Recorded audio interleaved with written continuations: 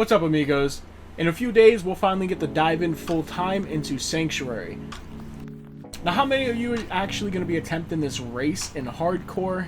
If you don't know, the first 1,000 people in hardcore will get their name engraved in the Lilith statue that's at Blizz HQ. So let me know in the comments down below if you're going to be participating and what you plan on doing for that race. Today, we start a new class.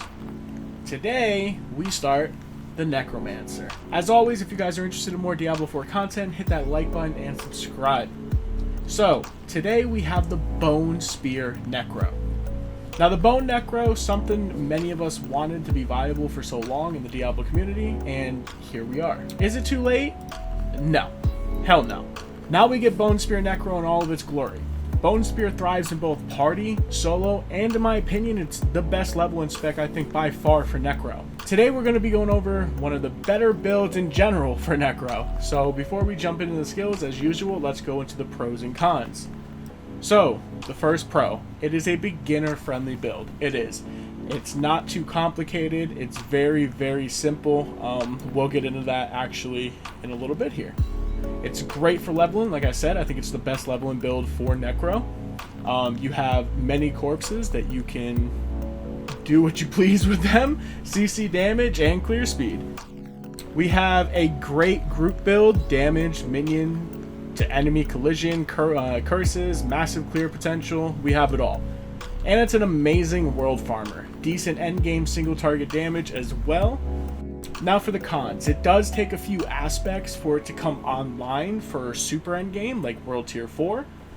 It's not reliant at all to get to that point, but it is recommended. Mobility. So of course, mobility. I can't stress this enough. It is Diablo 4 that we're talking about. If you're not playing a rogue, you don't have great mobility. And defensive layers, those really come from the aspects. We have a few abilities that help with damage reduction and mitigation, but for the most part, we don't have them. Are we squishy? No, but it's always nice to have something. And the biggest con of the build is minion micromanagement. This is something that I have been bickering about since the very beginning.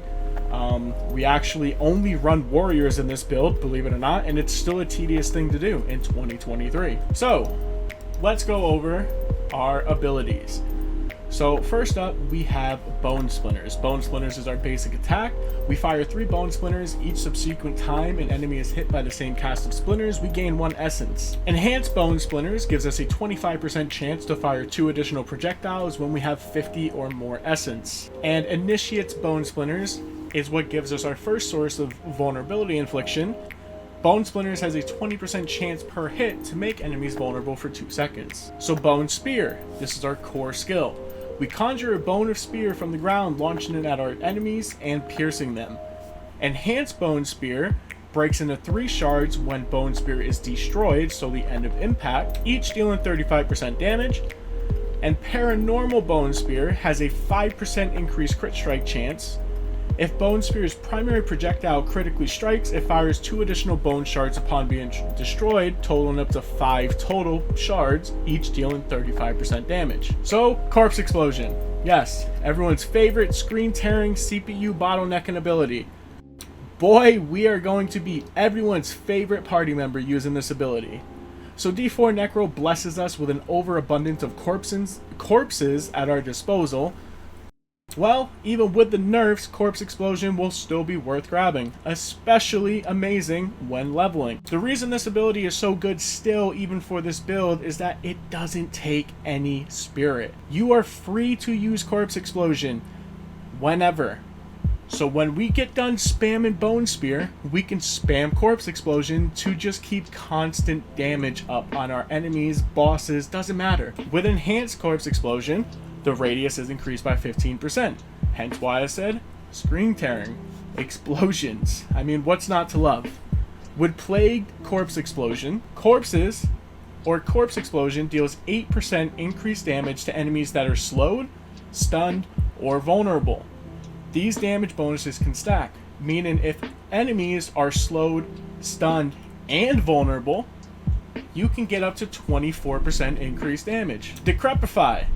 Decrepify is the curse of our choice, cursing enemies in an area, slowing them for 40% and causing them to deal 20% less damage.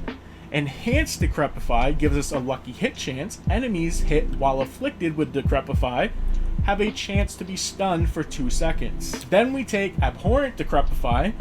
Lucky hit, enemies hit while afflicted with Decrepify have a chance or a 15% chance to reduce your active cooldowns by 1 second. So the reason we take both of these nodes is because it states enemies hit while afflicted. This does not state only from our damage, meaning our skeletal warriors can hit, and it can proc our lucky hit. Now let's talk about Corpse Tendrils, probably the most important part of this build. So, Corpse Tendrils. This is a very, very nifty skill. It is a nifty skill because it allows us to pull enemies in, stun them for 3 seconds, and it does not consume the corpse. Not to mention, it is on a low cooldown. It is on a base cooldown of 11 seconds. So here's where it gets a little crazy. Enhanced Corpse Tendrils. Enemies who are in range of Corpse Tendrils are slowed by 50% before being pulled. Then with Plague Corpse Tendrils, enemies damaged by Corpse Tendrils are made vulnerable for 3 seconds. So remember when I said with Plagued Explosion, how it stacks the damage if enemies are slowed, stunned, and vulnerable? Well, Corpse Tendrils does all of that in one press of a button. It is a one-button wombo combo. This is by far the most important skill of this build. So, ultimate of choice is Bonestorm. I really enjoy Bonestorm. I think it's a really cool ability. Normally, this would actually go around you and your golem, but your golem is being sacrificed. With Prime Bonestorm, you get a 15% damage reduction, and you also get a 20% crit strike chance while Bonestorm is active with Supreme Bonestorm. Our keystone of choice is Ossified Essence. Your bone skills deal 1% increased damage for each point of essence you have above 50 upon cast. This is similar to our Bone Splinter, given 1 essence every time it hits for each subsequent enemy. So let's talk about the Book of the Dead real quick.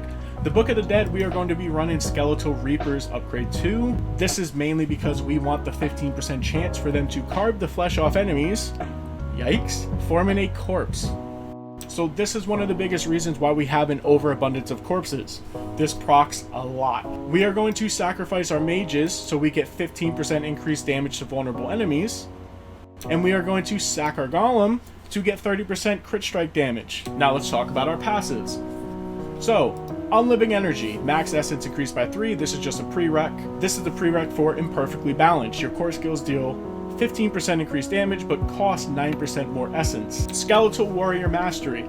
We take this because it increases the damage and life of Skeletal Warriors by 45%. This just means less micromanaging because they have more health, meaning we won't have to summon them as much. Hopefully. Grim Harvest. Consuming a corpse generates 3 essence. Even though this is pretty cool with Corpse Explosion, it's more of a prereq. For this, Fueled by Death. We deal 9% increased damage for 6 seconds after consuming a corpse, aka when we consume from Corpse Explosion. Death's Reach.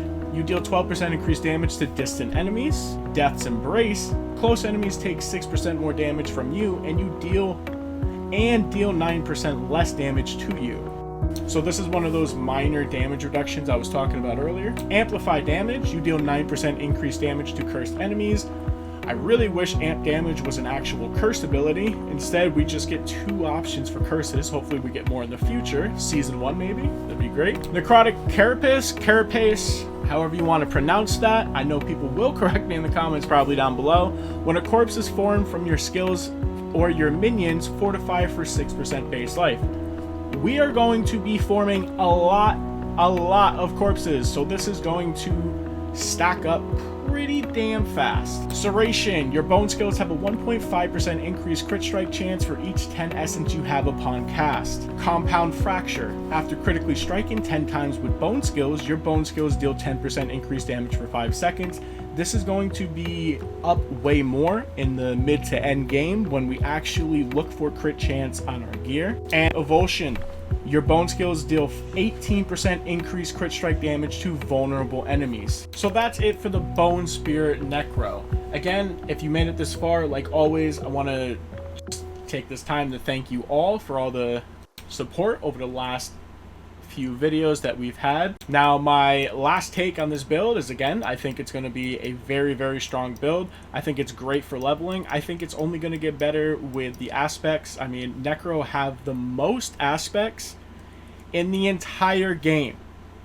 Okay? I don't know, maybe we just haven't seen them all for other classes, but they have the most as of right now.